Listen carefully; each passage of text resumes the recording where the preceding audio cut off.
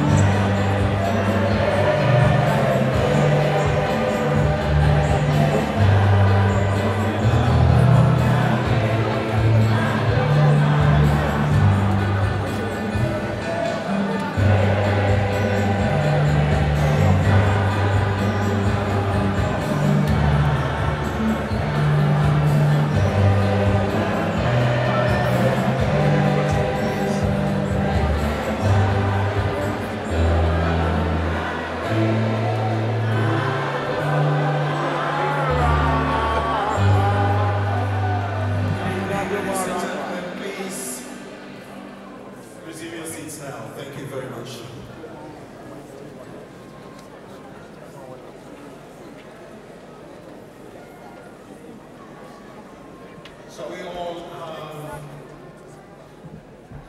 ourselves put together and rise for the national anthem of the Republic of Ghana? God bless our homeland Ghana and make our nation great and strong. Ladies and gentlemen, the national anthem.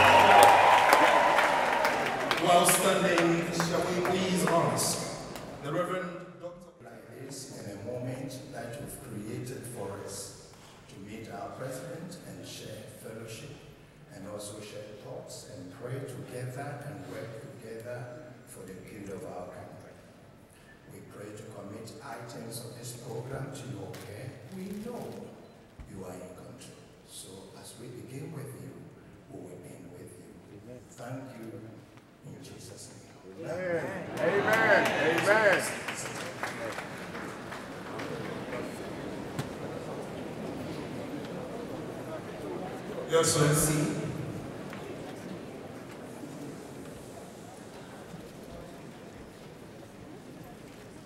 Honorable Ministers, and ladies and gentlemen, welcome to the town hall meeting with our very own beloved His Excellency, the President of the Republic of Ghana, Akufo-Addo.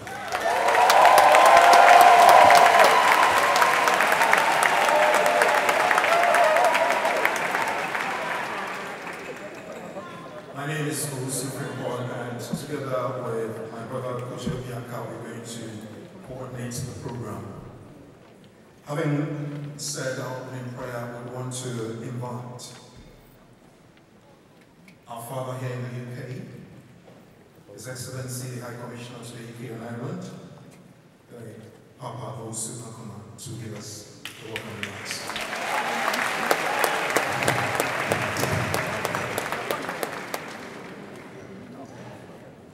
His Excellency Nana Addo Akufo-Addo, President of the Republic and Commander-in-Chief of the Ghana Armed Forces. Throughout his adult life, has fought for the good of our country. Someone who, even as a law student, in 1979, we saw as a role model. Yes. One of the most distinguished lawyers our country has ever had. And one whom I dare say has been well prepared for this position, has believed in himself, has sacrificed his life in order to turn the fortunes of this country around. And I have no doubt that we are in exciting times under the leadership of Nana Addo.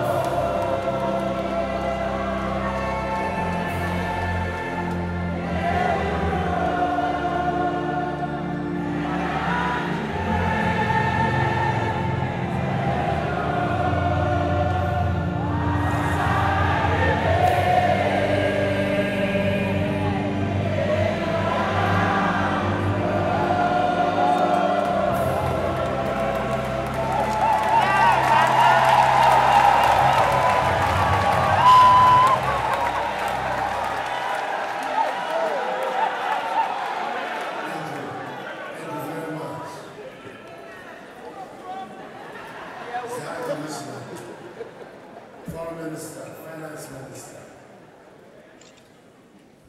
members of Parliament from Ghana, the President and executives of the Ghana Union here in England.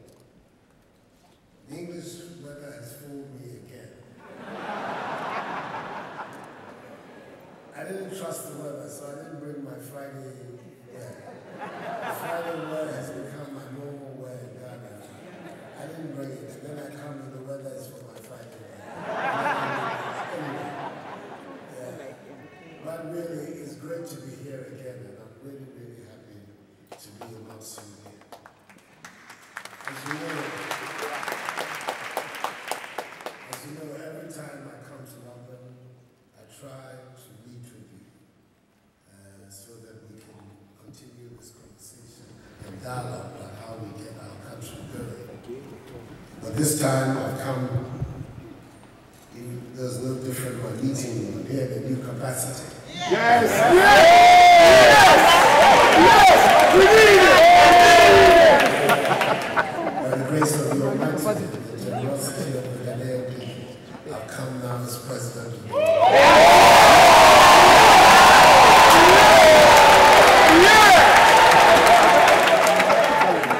So I have to thank you very, very much for this. I can only describe it as a massive turnout. I thought that what I saw in Berlin last, I believe, Sunday was it in my tour, but Ibiti.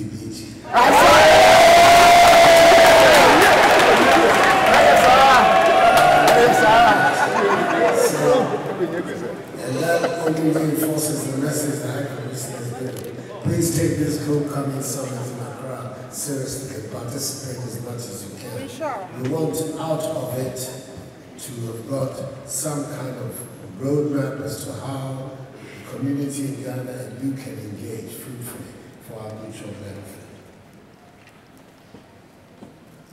The first thing this occasion allows me to do is to express my personal gratitude and that of the party for the contribution many of you, both inside and outside our party, made towards the victory of 7 December 2016. And I've come here expressly to say to you, WhatsApp, messages on the telephone, there's no substitute for feely.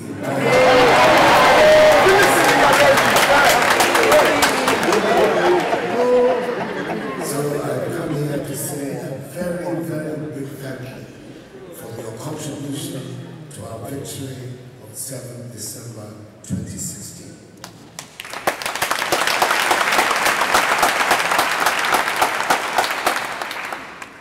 It's to our collective destiny. There's no doubt about the contribution you've made. We began also to try, in the process of mobilizing all the talents of our country, to call some of you back home. Yes. Yes, we're coming. We're coming. We're coming home. We're coming home. Coming home. Not everybody can.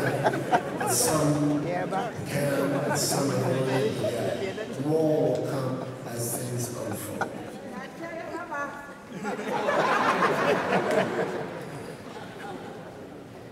There's some basic things that I want to share with you. First of all, we put together a government in the fastest time in the history of the Fourth Republic. Yes. There are only a few left to complete the whole national, regional, and local takeover of the state by our party and government. There are about 21 DCs that are still yet to be confirmed out of the 216. 195 of them are now in place and working. So in fact, the whole apparatus of the state now is firmly under our control.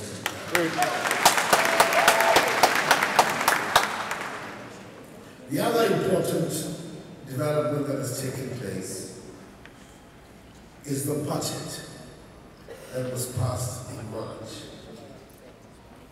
It has received the title of the Asempa budget because carrying so many positive things. People are surprised, and myself the most, that despite the very bleak financial situation we inherited, that people could be as clever as Akufo-Addo. Yes, yes, yes! I believe that! I believe that! I believe that! Create a path for progress and for our future prosperity. It's a piece of luck for me that somebody like him is coming to my life to help me in the exercise of that. Good job! Good. What are the 3 or 4 most important things that this budget is sought to do? The critical one above all, because that is the analysis of the budget, and that is the analysis that we have made, is that the stronger the Ghanaian private sector can be, the faster our development will be, and the better we will be able to confront problems of unemployment and the rest. So whatever can be done to strengthen the Ghanaian private sector is what this budget has sought to do. First of all, by removing a whole lot of taxes that we ourselves call nuisance taxes, foregoing over 1 billion cedis of revenue and keeping it in the hands of the private operators, all with the view of strengthening them and allowing them to expand and grow. The 2 key areas of growth of our economy, like in any economy elsewhere, industry and agriculture, have been specifically tackled by this budget. $100 million stimulus package has been found for the distressed industrial and manufacturing enterprises in the country. On top, the funding for the One District, One Factory initiative has also found resonance in the budget.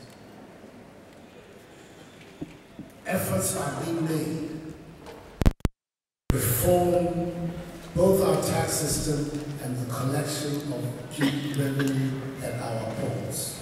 I'll come back to that because it's such a serious matter. More specifically to come back to, the reforms are going on. In fact, the commitment we have made is that by September, transactions at our ports are not going to be paperless.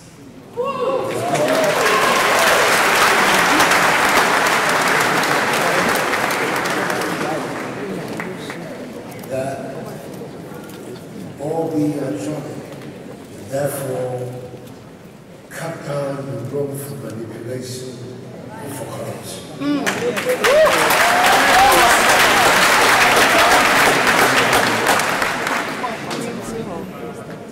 That is at the level of the industrial and manufacturing activity, the One District, One Factory initiative. But in agriculture, which has seen a systematic decline in these last 5 years, we've also brought a program which we call Planting for Food and Jobs. The farming population of Ghana roughly is about 5 million farmers. This initial part of the program, the very first year of the program, has identified 200,000 farmers across the country who are, as it were, the pilot for the program. The idea is that by the end of the 4-year mandate, we'll have been able to roll out this program to cover 2.5 million of the 5 million farmers of Ghana, at least 50%. So that should have a dramatic impact on the revival of our agriculture, our food supply, the growth of our cash crops, and generally in terms of enhancing incomes of our farmers. What is the Planting for Food and Jobs? It consists basically of 3 items.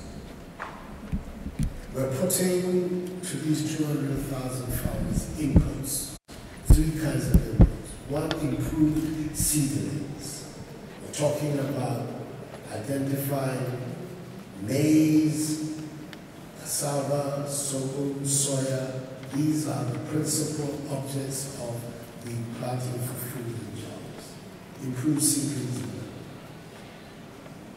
Again, we've reduced by half the cost of fertilizer to our farmers and policing their distribution that they really get to the farmers, and we're not setting up parallel markets, black markets, and distributing fertilizer.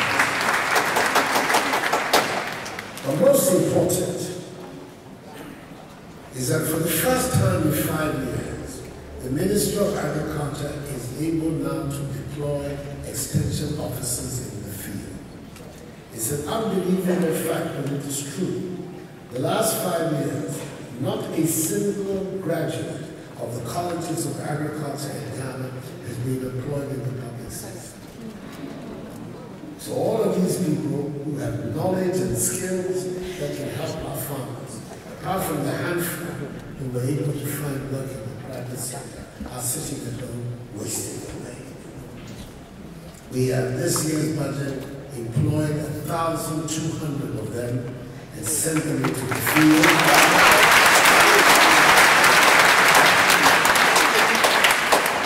With the commitment that next year's budget will see to the employment of another 2,000. By then, hopefully, we will have finished with the arrears, and then we can be up to date with the production that comes out of the colleges of agriculture.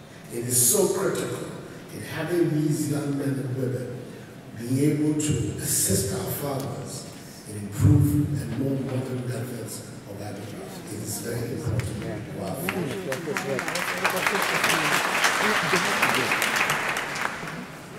We're taking these measures in the real economy, and at the same time, we think it is important that the very base of our social system, social welfare system, also should be addressed.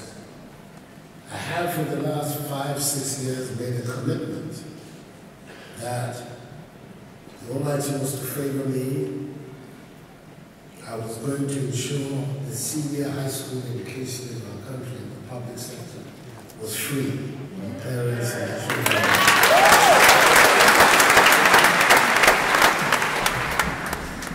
That commitment was made, not because it was a vote-winning instrument. This is what my opponents kept saying, oh, he's doing it just to get votes. And I kept saying, it's got nothing to do with votes. It has everything to do with the development of our country.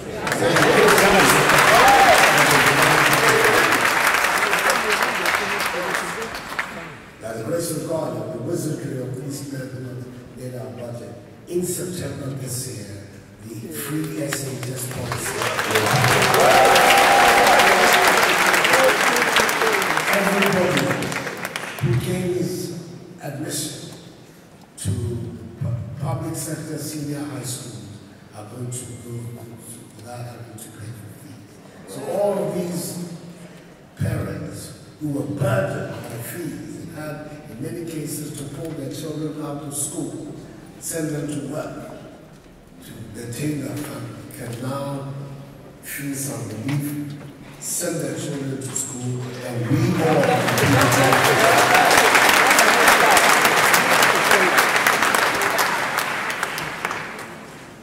again, a major commitment we made in the election was that we were going to see to the revival, regeneration of the National Health Insurance Scheme.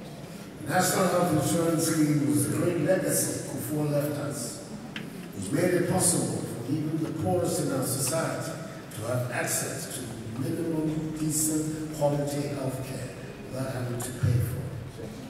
Other than this tiny little amount of money we pay as a premium to have the card. It was being strangled by debt.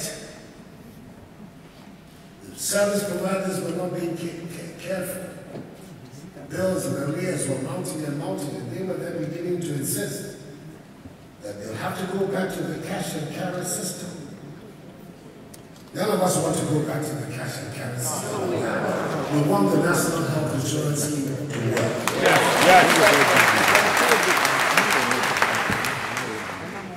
And so, the effort to clear the arrears has begun.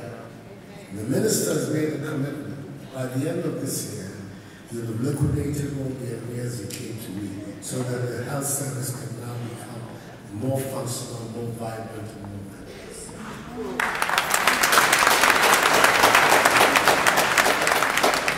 I received a lot of criticism, and at home, I'm used to it. I received a lot of criticism at home when I appointed the new Minister for Health. People rang me. You don't appoint a doctor to be a Minister of Health. All these people say you have all these brilliant people in your party and everything. You want to appoint an accountant to be a health minister, not even a scientist. I said, the problem facing our health delivery system is not the quality of the professionals in it. Everybody knows that Ghanaian doctors, even working with the very difficult circumstances that they're having to do in our country today, are excellent in their work. Everybody also knows that we have very high quality health professionals. That's why when they leave Ghana, it's so easy for them to get jobs wherever they go to. But the problem of our health delivery system is the financial deficit of the system. The difficulties it is putting money together to keep the system going. So I am going to appoint somebody who's good with figures, who's a brilliant economist.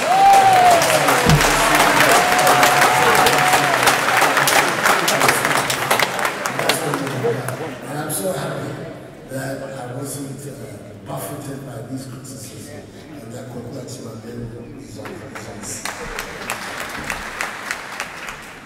There are two or three other things I want to say before I finish this brief. First of all, the national identification system. We have made a commitment and we are going to fulfill it, that by this year and the end of this year, every single resident in our country will have a unique identification.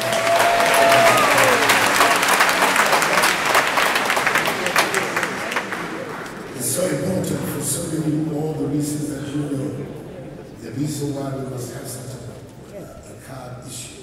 And on top of it, it will then enable us also to register you.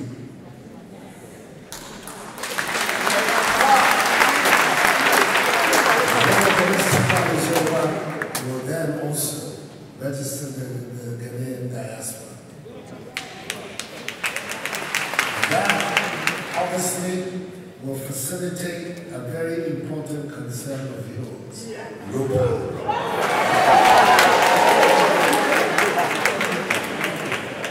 The law allowing Ghanaians overseas to vote in Ghana's election was passed by a government of which I was a member before that.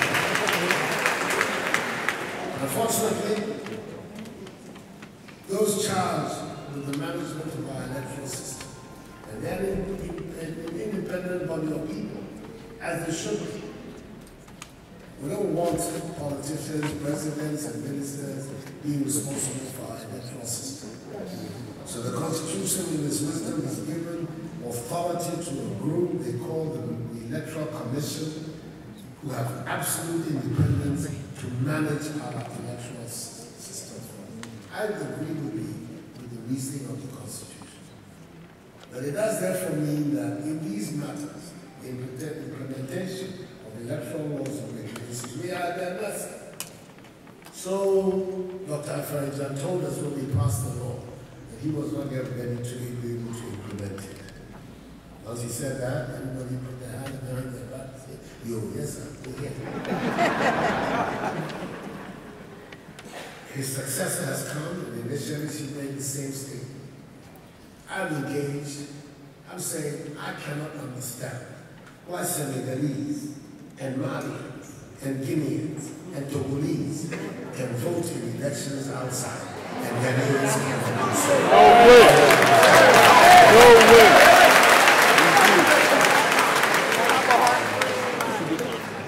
So, madam, let's all begin to see how this can be done. Well, all kinds of processes are going on. Some people have even brought a case to court to insist that the next election, the law should be applied. And I hear that the High Court has ordered the Electoral Commission to come and show them what steps they're taking towards implementing that. It's an important step. I'm happy the High Court has taken that action. But we also want to hear from you. You should raise your voice. Let's all speak so that we have something to say. This law should be working so that everybody here can also participate.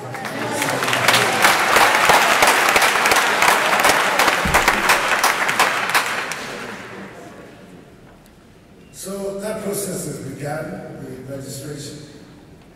And the other matter is about the fight against corruption.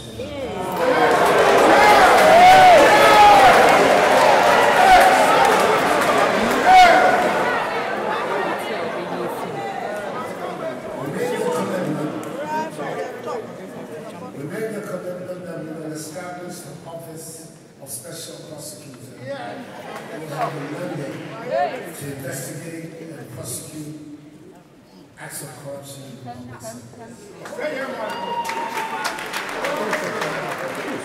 We made that commitment because public opinion in Ghana has ceased to have confidence in the Attorney General being a political officer to be able to manage such investigations and prosecution.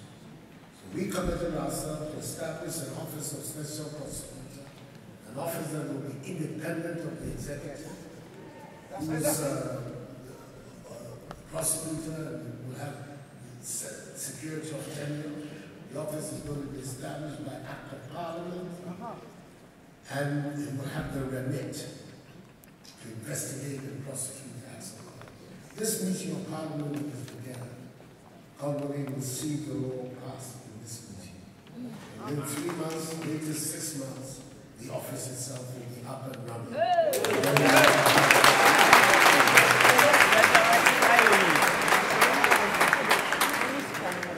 The reason why this is such an important matter for us is because of the project that we have put before our people. We want to put Ghana in a situation beyond aid. Yes.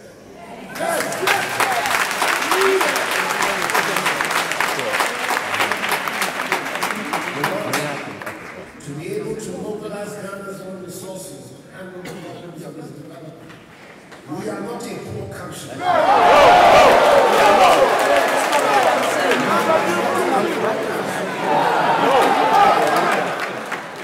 country has considerable resources.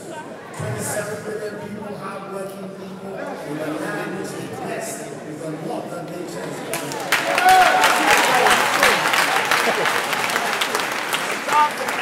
The resources of our country honestly and intelligently. My goodness, there is no word to do.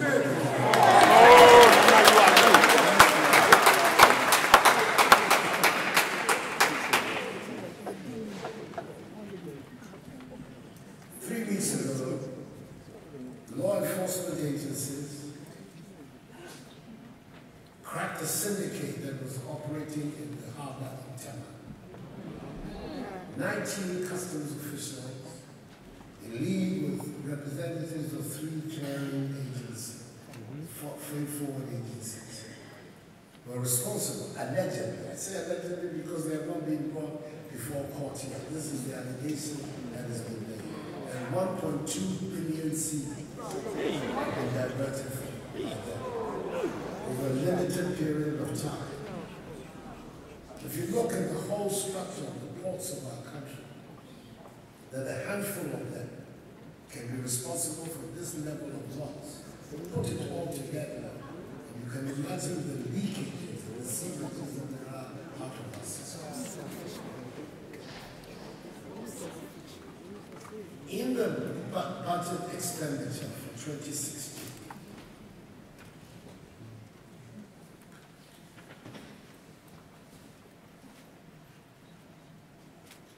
in the budget expenditure for 2016, 53 billion cedis, 3.8 billion cedis was the contribution of official donor assistance, that is concessionary loans and grants, i.e. 7.2% of our budget is financed by overseas taxpayers. We break it down, and the facts are even more scary. The health budget, 2.9 billion cedis, 743 million of it, i.e. 26%, is financed by overseas donor assistance. Essentially, it means the taxpayers of England, France, Germany, America, etc. Education, the budget, 5.9 billion cedis, 323 million is financed by overseas official donor assistance, i.e. 5.4%. And then the Gender and Social Protection Ministry, 463 million was the budgeted expenditure for 2016. 70 million of it was overseas aid, 15.25%. So in this our social sector, health, education, and gender, budget of 9.2 billion, 1 in our ports can deny us revenue of 1.2 billion cedis.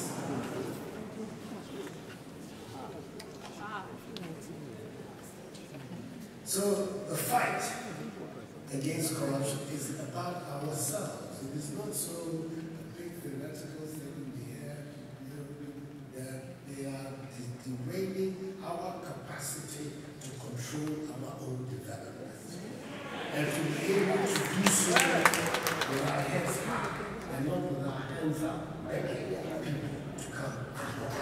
We should not be done.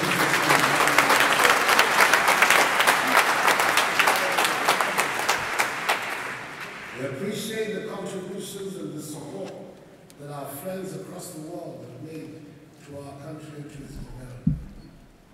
Not looking at forces in the mouth.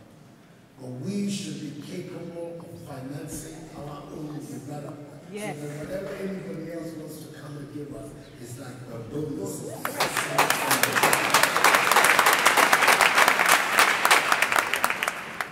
And these statistics I brought up tell me how important the fight against corruption is. If it is indeed true that the leakages can be anything between 7 to 10 billion cedis, then you can see the whole magnitude of where we are. Those who are pocketing these sums of money and denying these monies to our extent, essentially are denying our capacity to develop ourselves. We shouldn't allow that to continue. No. We shouldn't. No. And all I can say is that to the extent that I have health and strength God gives me, I am going to do my best to make sure.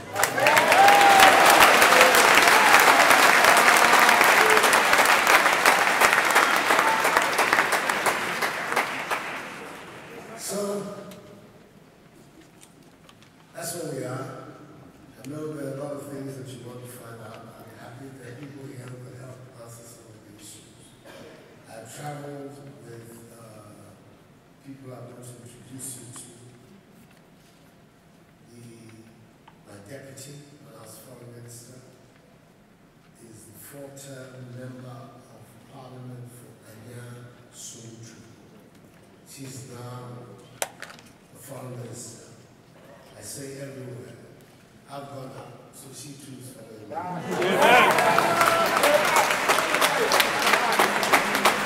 That is Shirley Ayoko.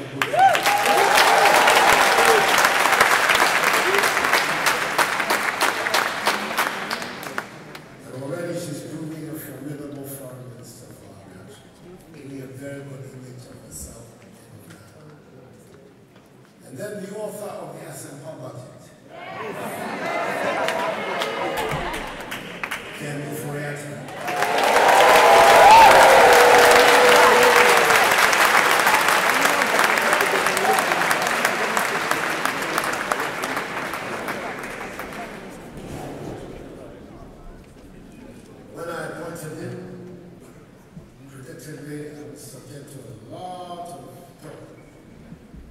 appointing my cousins and this and that and that.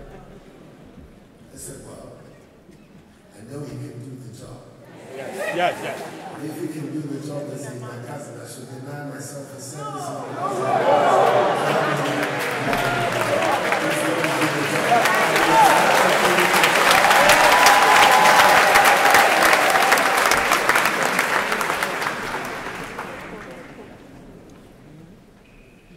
There is also the Secretary to the President, very famous, successful lawyer in Accra, who's now doing national service. I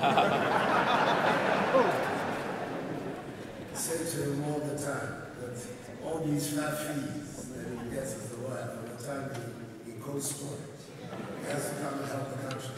And I'm going to give you a sense.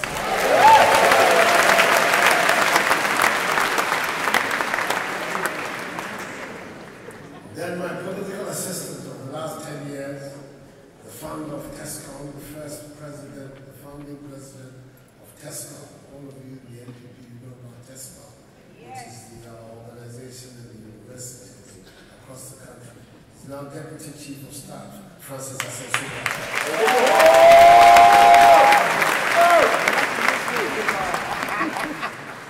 There are others here. Eugene Ahim, who's the Director of Communications at the Presidency, should be somewhere here. And I'm very lucky, I have a very pretty woman who's my personal assistant, my manager in my office, Sarah.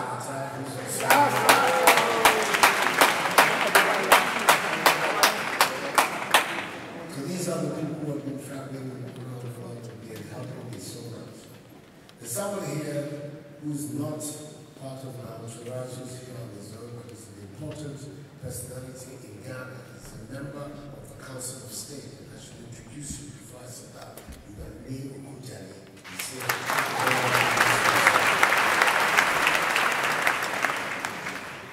So, we have the opportunity. Let's all pull together. Let us all pull together. There's a huge future ahead of our country. To me, the future is bright. Possibilities in Ghana are endless. It was not for nothing that we were the first of the African peoples to become free. Yes. I've had a history of organized agitation in our country for over a century. And that today we are the beacon, the symbol of stability and democracy in the whole of the African continent. We're going to leverage all of this to build ourselves a bright future, a prosperous future, where the mass of our people will begin to live in dignity and prosperity. We can do it. We can do it.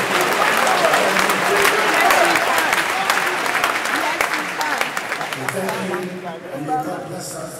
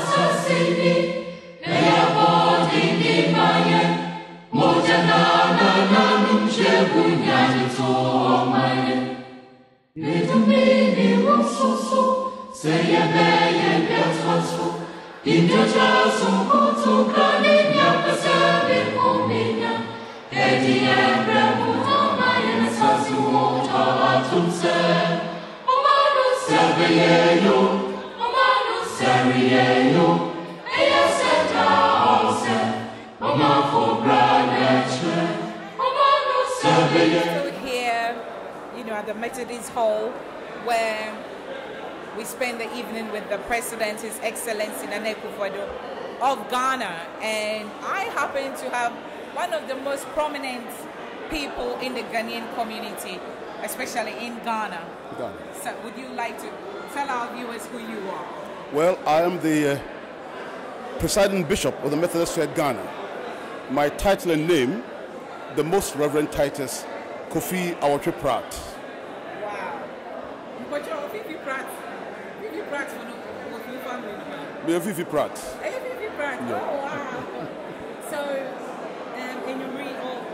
Now I'm switching to Kwanti, but I think I'm going to speak English. Okay. But tell us your thoughts on this evening's program. We've all been concerned about happenings in Ghana, especially lately, the revelations that are coming, the things that have been exposed about corrupt practices that are gone on. We're all concerned. And so to hear the president still believing that the future is bright and we can arrest the situation and make the best out of it is most assuring. So I think it's worth the while. That is awesome. That is something that I think most people who came here were looking forward to hear. I was expecting something like that. Nana, always stands to the occasion. He did exactly that. The questions that came from the floor also came to buttress his vision. And I think if all of us will love Ghana and eschew corrupt practices, we'll be able to do things for ourselves. I strongly believe that we can do it without aid. And this evening I heard him say that you should make the aid come in as a bonus, extra to our efforts. So I think we're on the right track. We should give Nana a second term to ensure that the economy is put in the right footing and our politics are also tidied up. I'm praying for that. We thank God. We thank God. Thank you very much for your time. Thank you. And enjoy the rest of your days here Thank you. in the UK. Thank you so much. God bless you. Welcome to the Nana Cheche Show special, an evening with the President, His Excellency Nana Akufo-Addo. I'm here with one of the kings, or in our traditional language we will say chiefs, from Ghana, but he's based here. Nana, please introduce yourself. Nana Deborah, oh wow. It's Nana Enumere.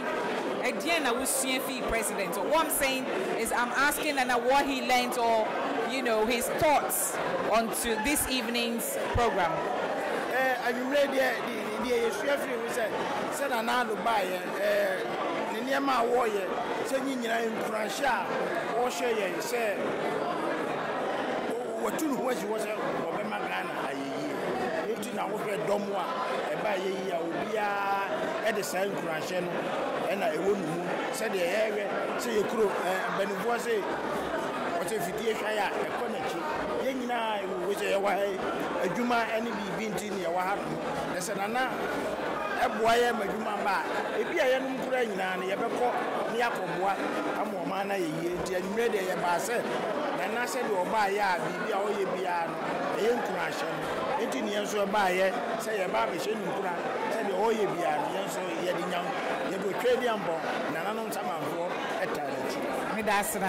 So he's saying that what Nana has come to share, most of us are here because we're seeking for greener pastures, but what Nana has said and shared, it will convince most of us to go, or convince him to go home and support and help and make Ghana a better place, a better nation. Thank you, Nana. Thank you. Enjoy your evening. So I have, we go to the next generation, a beautiful queen, princess, everything. So, Mommy, tell us who you are. My name is Sherilyn Banfo. I work at Ghana High Commission. I work with customer service at Ghana High Commission.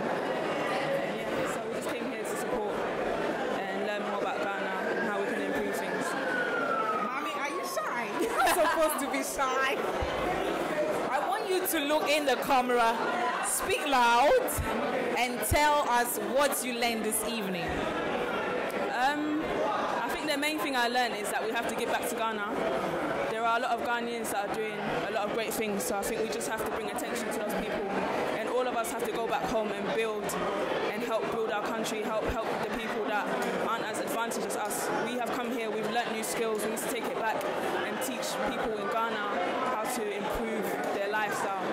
Thank Thank you so much. Enjoy your evening.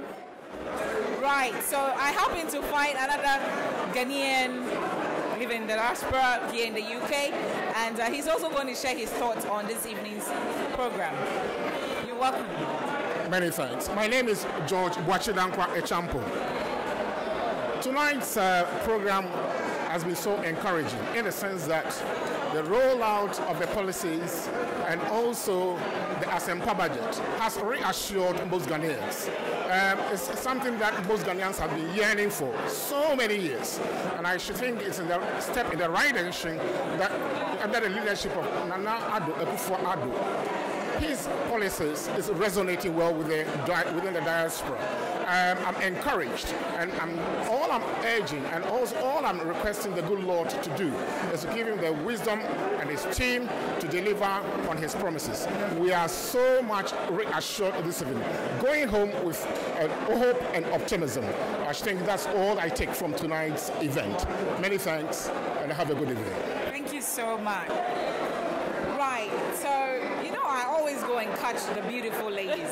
I don't know, that's the anointing on me, but honestly, Amen. Yes. Sweetie, how are you? I'm really well, thank you. How are you? I'm very well. Good. Tell the Nana Checha viewers your name. Hello guys, my name is Jasmine Nanaya Ejewa Asano, and I am your current Miss Africa Great Britain second runner-up. Black Beauty. So you came this evening, you saw so many people from all over London. Okay. What did you learn personally? I think for me, being someone that studied politics and international relations as an undergraduate degree, it was really nice to see a president that has a lot of character, who's speaking honestly about how things are in our country, and he's not scared of saying that there's corruption. There's a lot of political leaders around the world that do not want to admit that there's issues that they are facing, but our president knows, he's aware, and he's tackling them. So that just gives me the confidence that there's greater to come for our country. So yeah, that's something I learned. Thank you so much, and enjoy your evening. I'll be cheering you up for the next Miss Africa. Maybe you'll be the queen. By the grace of God. Thank you. We're going to go, but hey, we had a wonderful evening, and we're saying thank you to our viewers, and keep praying for Ghana, keep praying for Africa, keep praying for the world, and we pray that we have leaders who want their countries, their citizens to have prosperity and also a better life. Thank you.